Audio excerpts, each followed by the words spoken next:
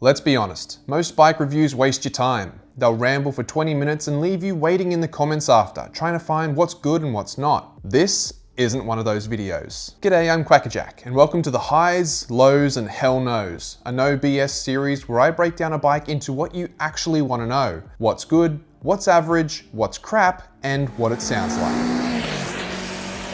Today we're looking at the Kawasaki Ninja 400, a bike that's become a staple around the world for new riders, track day enthusiasts, and commuters alike. It's got a reputation for being the perfect do-it-all lamb's bike and has pretty much become the mascot of this channel. But what's it actually like when we tear away all that fluff? Well, let's get into it. Alright, kicking things off with the highs, the standout reasons the Ninja 400 is still such a strong choice.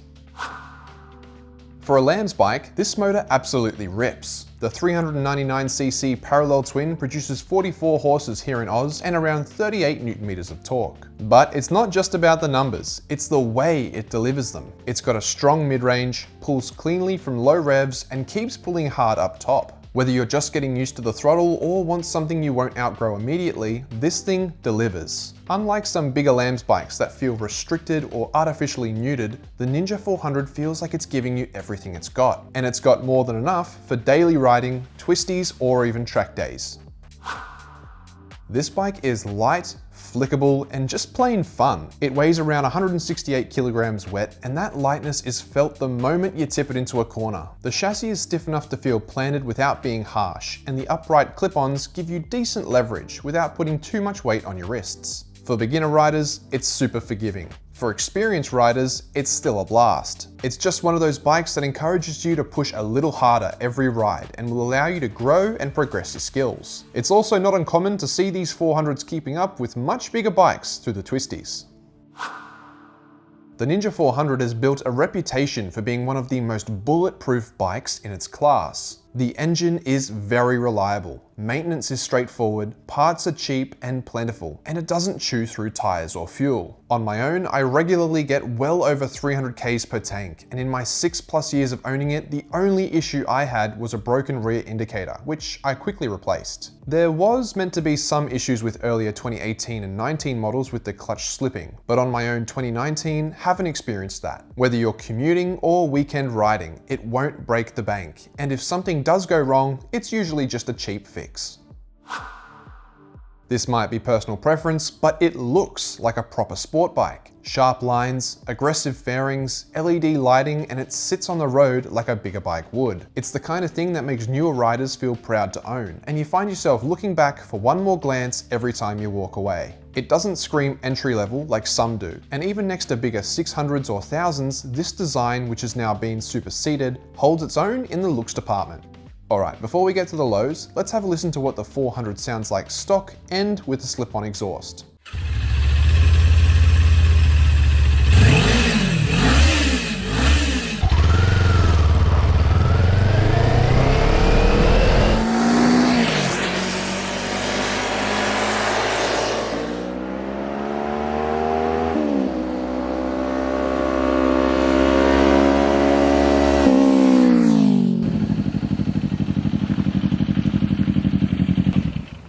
Well, it's definitely on the quieter side with a stock pipe. A bit of a sewing machine at idle, but give it a few revs and it does have a nice twin note. A lot of owners end up swapping the exhaust, but even stock, it's not offensive. Now let's talk about the lows. These aren't deal breakers, just things that you'll notice once the honeymoon period ends. If you're on the taller side, say over 6 feet, the Ninja 400 can start to feel a bit cramped. The seat sits low at just 785mm, which combined with the Ninja 400's slim profile makes it incredibly easy to flat foot and maneuver at a standstill. It's a confidence booster for newer riders. However, the peg to seat distance is fairly tight, and after longer rides, taller riders may start to feel it in their knees or lower back, as you will have quite a prominent bend in your lower half. These compact ergonomics are great around town, but can be a bit taxing over longer stints in the saddle.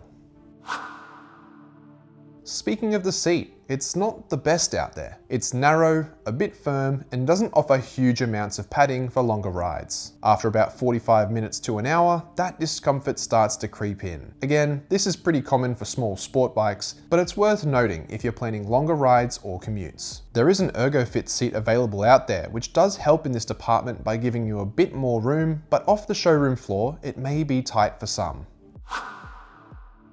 The Ninja 400 comes with ABS as standard, which is great, but the braking performance overall isn't anything to write home about. The brakes are all right and deliver enough stopping power for most riders. The front offers decent performance with predictable feedback, but the rear is noticeably spongy and doesn't inspire much confidence, especially under pressure. Thankfully, the Ninja 400's lightweight means that there's not a whole lot to haul up. But if you're planning to ride more aggressively or take it to the track, you'll definitely want to consider changing them. Upgraded pads or steel braided lines can help, and many owners do choose to go down that route. Now onto the hell no's. These aren't just nitpicks, they're things that might actually be deal breakers depending on how and where you ride. Because, as we just mentioned, it is such a light bike, the Ninja 400 can feel a bit sketchy at higher speeds. The low weight is great in the corners and for maneuverability, but on open highways, it can become a bit of a challenge. Strong crosswinds or passing trucks can push the bike around easily, and while it's manageable, it does require you to be even more focused to keep your line steady. If you're clocking lots of highway miles, this can get mentally tiring. You're constantly adjusting for wind and watching your lane position. And again, if you're on the taller side, you might also find that the wind coming off the fairing hits you square in the helmet, causing noticeable buffeting. This is something that affects a lot of lightweight bikes, not just the Ninja 400, but it's worth keeping in mind if you're planning long distance highway commutes.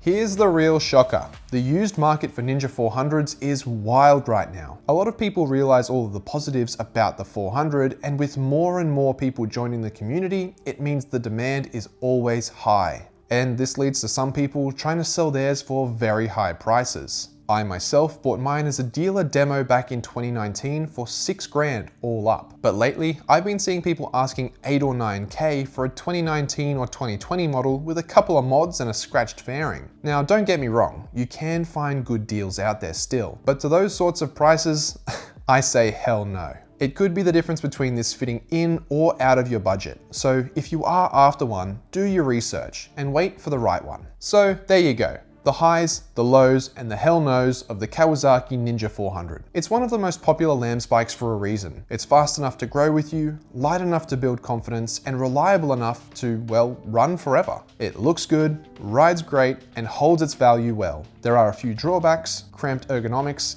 average brakes, and a used market that's a bit of a joke. But overall, this is still one of the best beginner to intermediate bikes you can buy. If you're after a more in-depth on-bike review, you can find them here on the channel. Let me know what you think of the Ninja 400 down in the comments. And if you want to see more bikes broken down this way, don't forget to like, subscribe, and I'll see you again soon for the next HLH.